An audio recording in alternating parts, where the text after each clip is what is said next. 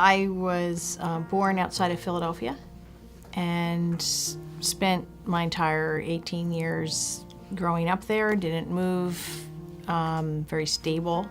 And I grew up in Westbury, New York, about a half an hour outside of New York City, through 11th grade and then 12th grade in a town called Port Jefferson. I lived a lot of years without my real father, but when ultimately I did, he was the type of person who would see somebody laying in the street and would stop the car and go pick them up and figure out where their home was. And I remember driving people home. So it was, the influence came from that.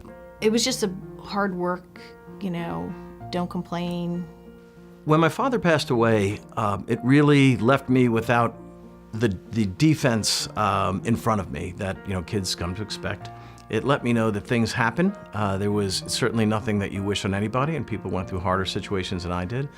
But it gave me a certain wisdom that we really got one shot here. I went at Lehigh University. My family went flat broke. I went crying to a dean who took care of me with scholarships and loans for the rest of my career at Lehigh. In addition to that, I ran for an election I would have never run for to be concert chairman and got business experience. And it was one of those things, you miss 100% of the balls you never swing at. I would have never swung at that most likely had I not gone through that. So originally I answered an ad in the Washington Post after college to work for this company that sold warranties to car dealers. And much to my chagrin, I found out that the company wasn't complying with the laws, and I really had a have-to moment where I had to get out of this situation. And I figured I could do it better than these guys could run the business. So one of the great fun things I've got an opportunity to get involved in is a number of sports teams and sports properties. I'm actually involved in 9 different sports organizations, pro sports organizations today. Monumental really kind of rises to the top of them. We were living in DC, and the company kept on getting larger and larger, and so it moved originally from DC and Georgetown area, and then out to Arlington, and then eventually out to the Dulles area. I will tell you, way back when we were visiting the area, I went to a couple restaurants that are still here, and we really liked it. So we kind of fell in love with the area. I stayed home for a number of years with my children, and of course, you do it you volunteer a lot, and I got an opportunity to be on a couple of different boards, and the more that I observed nonprofits and then sort of became much more deeply entrenched in what was happening in Loudoun County, the more that I thought, well, I think I can help here. There were a lot of good people out there doing work, and so I thought, well, how can I get more people to be engaged and bring more money into it and grant strategically. And years ago, Carol Basham from Head Start reached out to us and asked if we could help out, originally to provide some used coats for the winter. And my business was starting to go well, and Karen and I talked about this, and we thought we could do so much more. So that got us a little bit in the early childhood education business. So I started that in 2006, and it was because I had gone to a conference that was talking about society and aging and what was happening, how things were changing. And they were talking about the case of an old age home where they needed there was a activity room, and they had a need for a preschool type of classroom. And so they just happened to site it there because they needed space.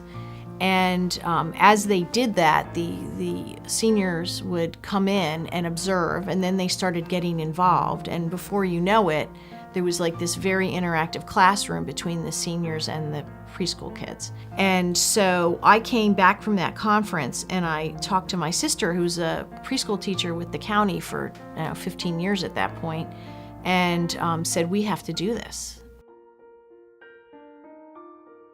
I'm really proud of the work of 100 Women Strong. It's not all my work, though. It's the work of a lot of people, And it's the work of a lot of organizations. So we get to give money to organizations to make sure that, they're able to accomplish their mission. A number of years ago, my sister-in-law had a heart attack, and it was pretty serious, and obviously, wrenching from the family's perspective. And she was taken to the local Cornwall center by ambulance, and had to be taken by helicopter from there to Fairfax County. And I could see what was happening in the county. I could see the growth, and it was so obvious to me that there was a real need to have a credible facility in this area that people could go to.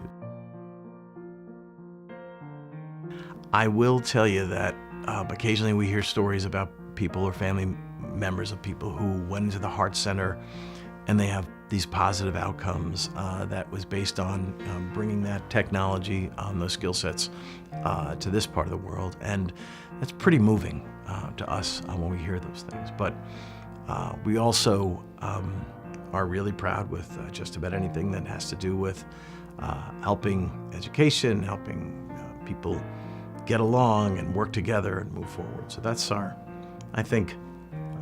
that's my idea of what our... At the end of the day, you don't really know what your impact is. So I think we're just sort of seeding the ground and maybe giving it some fertilizer and, hoping that things proceed in a good manner, because I don't think we know.